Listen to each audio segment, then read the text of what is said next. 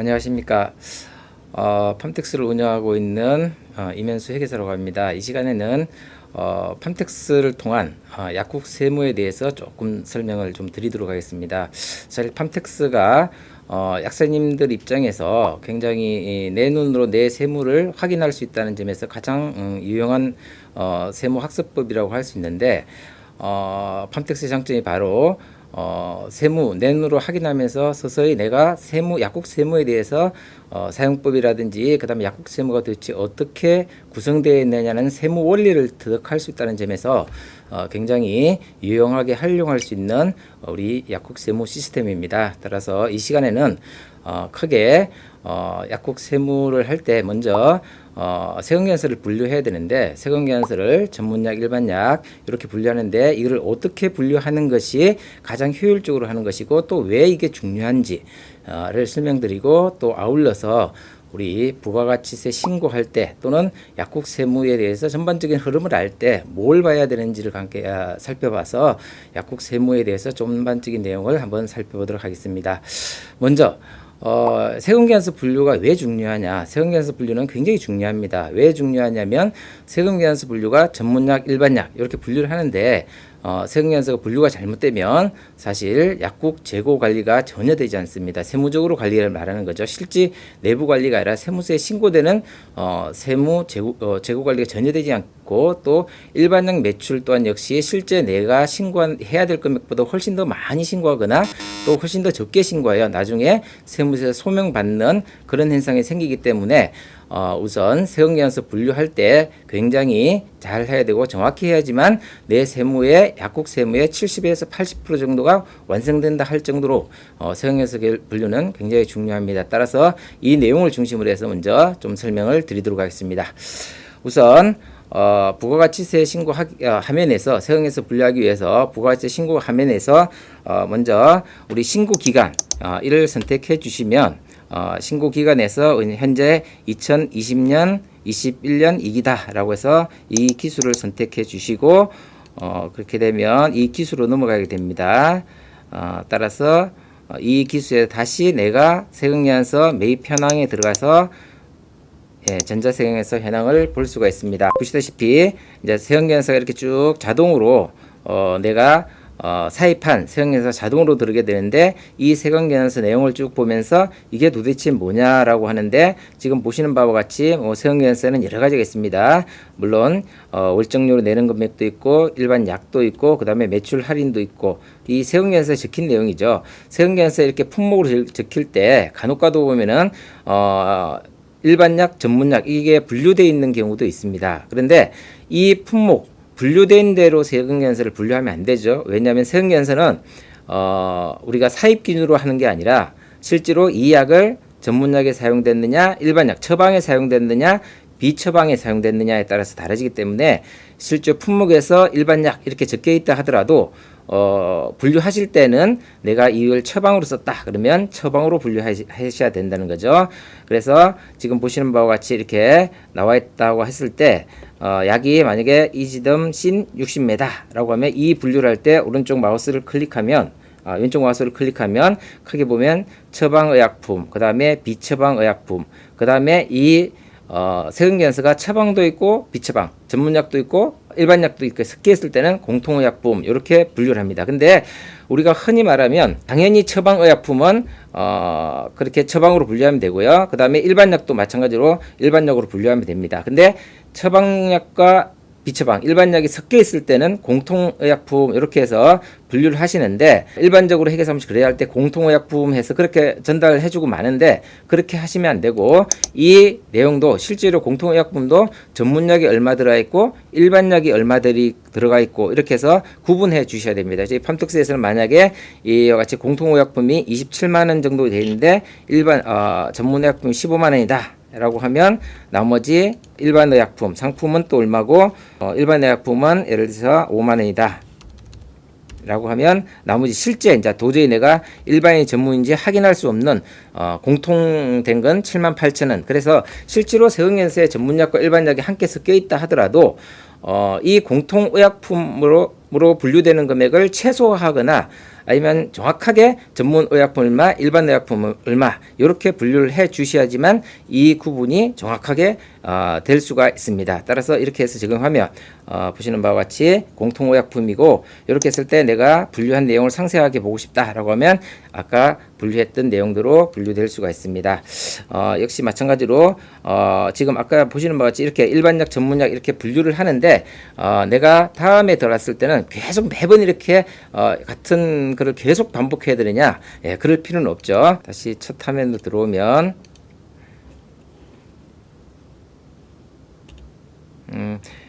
이 화면에 내가 만약에 지난번에 EGN 6이버 연질 캡슐 이걸 만약에 일반약으로 분류했다. 그러면 앞으로 이 세응에서는 계속적으로 일반으로 분류됩니다. 그 다음에 이걸 만약에 처방으로 분류했다. 그러면 이제 세응에서 들어올 때 자동으로 처방으로 분류되는 그렇게 해서 자동으로 분류하는 시스템을 마련했고요. 그 다음에 매입 할인 또 우리가 분류를 해줘야 되는데 이 매입 할인이 OTC냐 ETC냐 이 부분도 정확하게 분류해 줘야죠. 지금 보시는 바와 같이 자 매입 할인에 대해서도 우리가 매입 할인이 처방으로 인해서 발생된 건지 또 매입 할인이 비처방으로 인해서 발생된 건지 또 매입 할인이 받을 때 공통 처방약과 일반약 같이 합해서 이렇게 발행된 거에는 이 금액 역시 마찬가지로 나눠줘야 되는 거죠. 공통으로 해서 일반 의약품 할인을 얼마를 받았고 그 다음에 일반약으로 인해서 할인을 얼마 받았는지 처방으로 인해서 할인을 얼마 받았는지에 대해서 이렇게 구분을 해 주셔야지만 정확히 이렇게 처방약과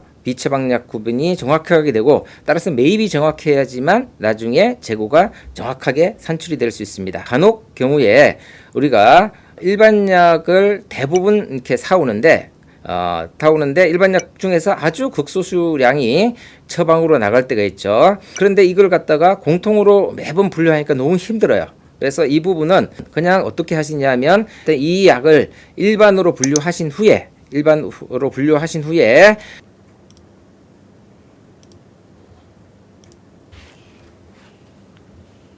예, 부가세 신고 이 화면에서 부가세 신고 내역 매입 첫 단계 화면에서 실제로 내가 일반약으로 사와서 전문약 처방으로 나간 약은 사실 청구 프로그램을 검색하면 내가 6개월 동안 처방약을 얼마나 사용했는지 일반약을 처방약으로 어떻게 사용했는지를 약 검색을 하면 금방 알 수가 있죠. 따라서 일일이 세원연설을 분류하는 게 아니라 그 경우에는 일반약으로 분류 일단 해놨다가 그 다음에 부가세 신고할 때 밑에 보시다시피 일반 의약품 매입 상세 재분류라는 화면이 있습니다. 이 화면에서 자, 이 일반 의약품 매입 금액 중에서 내가 전문 의약품으로 사용한 금액을 클릭해서 입력을 해주시면 매입에 대한 자료를 정확하게 분류함으로써 재고 자산이 정확하게 기록되고 또 동시에 일반약 매출도 어느 정도 합리성 있게 분류될 수 있기 때문에 이 일반약 매입 그 다음에 매입에 대해 전문 의약품 매입, 일반 의약품 매입 분류를 정확히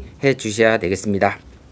자, 그 다음에 어떻게 팜텍스가 약국 세무 신고를 하고 있는지 한번 살펴보면 우선 부가세 신고할 때 먼저 매출 화면이 나오죠. 매출. 아까 우리 쪽 살펴보면은 이제 약국 세무의 가장 기본인 매입 세액에서 분류에 대해서 가장 기본이기 때문에 먼저 설명을 드렸고 중요한 내용이기 때문에 설명을 드렸습니다. 근데 이번에 지금부터 살펴볼 내용은 이제 세금 구조가 어떻게 되는지 한번 살펴보도록 하겠습니다. 먼저 우리 매입 현황 관리라는 화면을 들어가면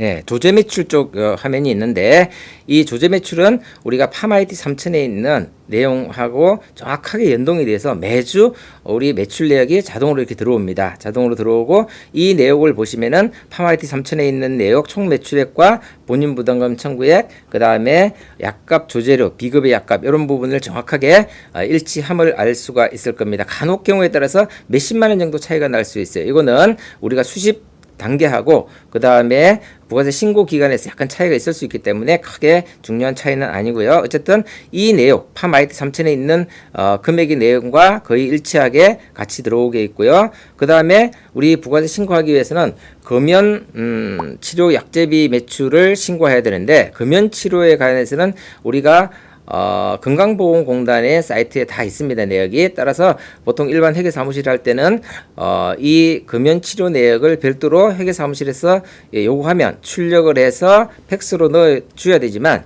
저희 팜텍스 시스템은 금연치료 약제비가 그냥 자동으로 건강보험공단 사이트와 연동이 돼서 금연치료 매출에 대한 관련 내용이 쭉 나옵니다. 따라서 별도로 이 부분을 출력을 해주시거나 할 필요가 없습니다.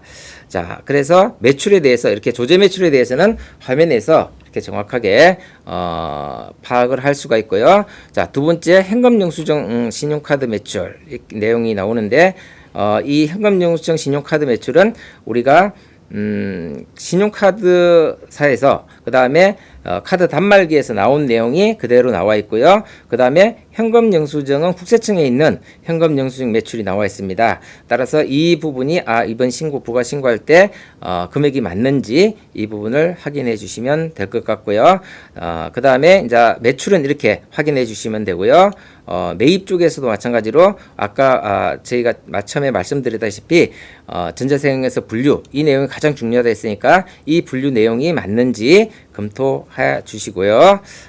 그 다음에 이렇게 전반적으로 쭉 확인을 하셨으면 부가세 신고할 때 화면에서 부가세 신고 화면 중에 아까 보셨던 신고 내역 부가세 신고 내역 화면을 들어가 주시면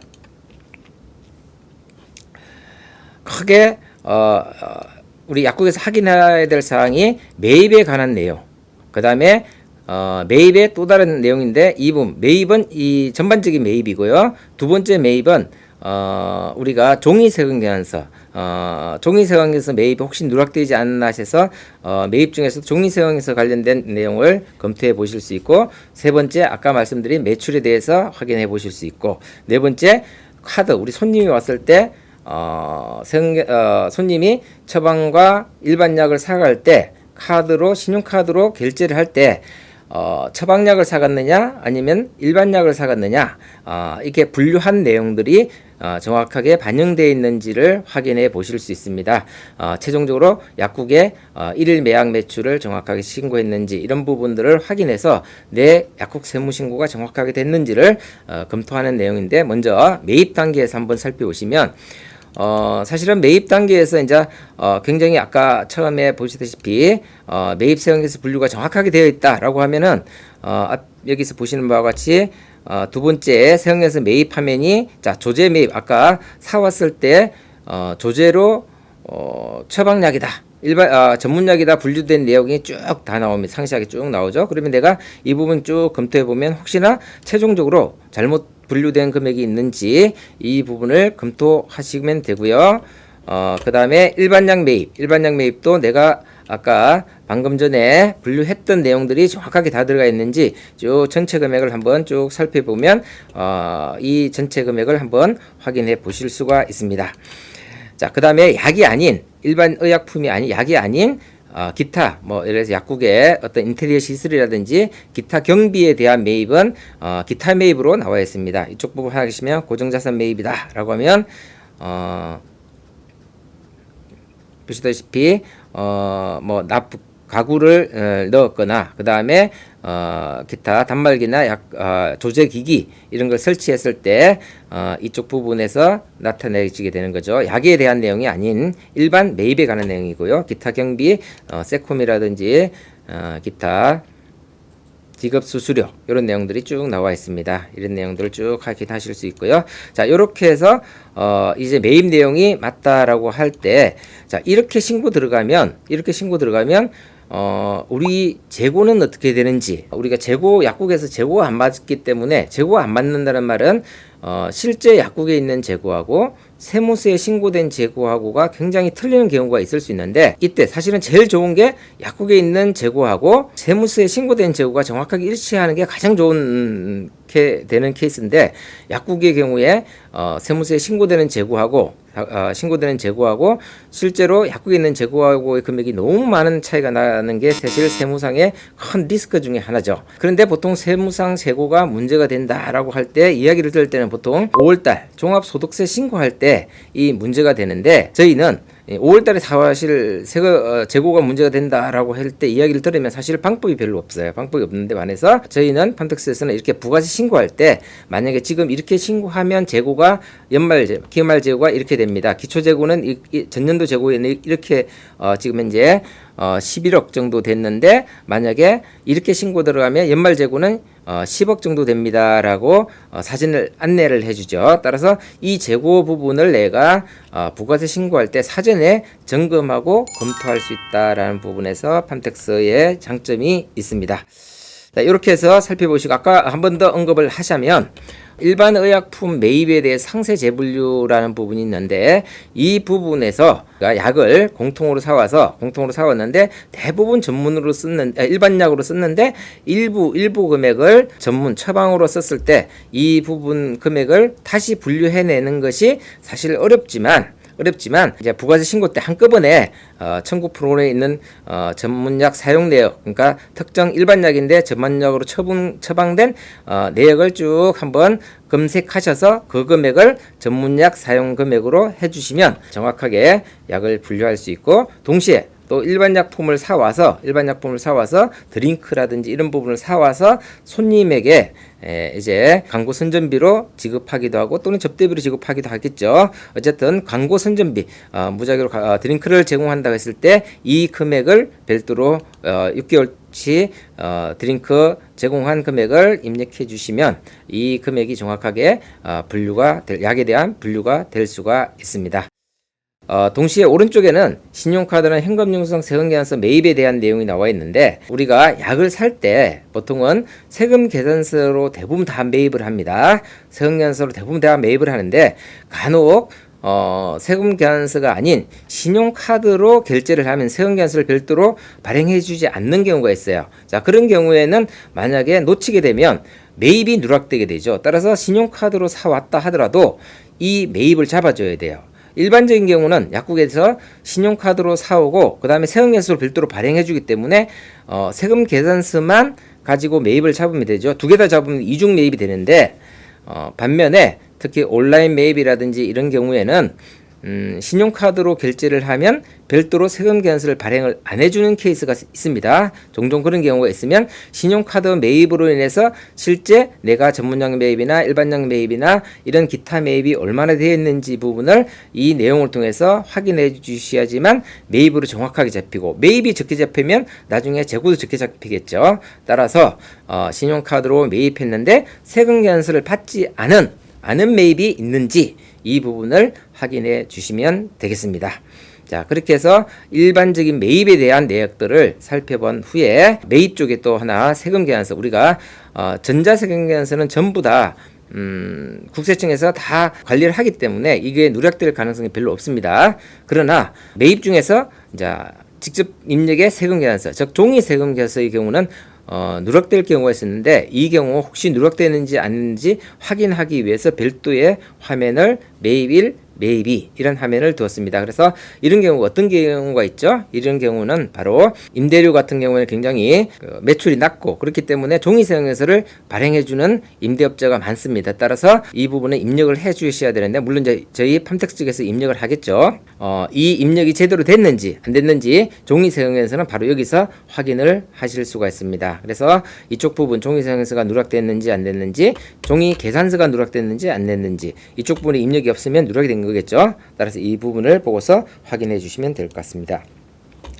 자, 세 번째 단계에서는 매출 자료 확인해서 아까 보셨다시피 이제 부가세 신고되기 전에 조제 매출이 실제 내 조제 매출 금액과 똑같이 신고되고 있는지 이런 부분을 확인해 주시는 화면입니다. 간혹 가다 보면 우리가 조제 매출을 자료를 보내주다 보면 약국을 인도 양도 양수하는 경우에 그 전 다른 사람의 매출이 들어갈 수도 있죠. 그렇죠? 혹시라도 그 전에 매출이 혹시 들어가지 않는지 또는 비급여 매출이 누락되지 않았는지 이런 부분을 내가 확인할 수 있는 화면이 바로 이 화면이라 할 수 있고, 이 화면에서는 신용카드 매출, 그 다음에 현금 영수증 매출, 그 다음에 기타 각종 페이 이런 부분들에 대한 매출을 하나씩 확인해서 우리가 매출이 정확하게 신고되었는지 내용을 파악하실 수가 있습니다.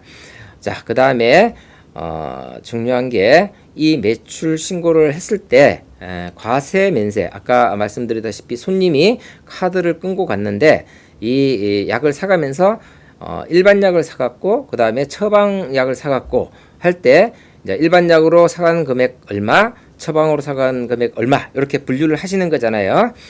분류를 했을 때 이 분류가 정확한지 안 한지 이 부분에서 확인하실 수가 있습니다.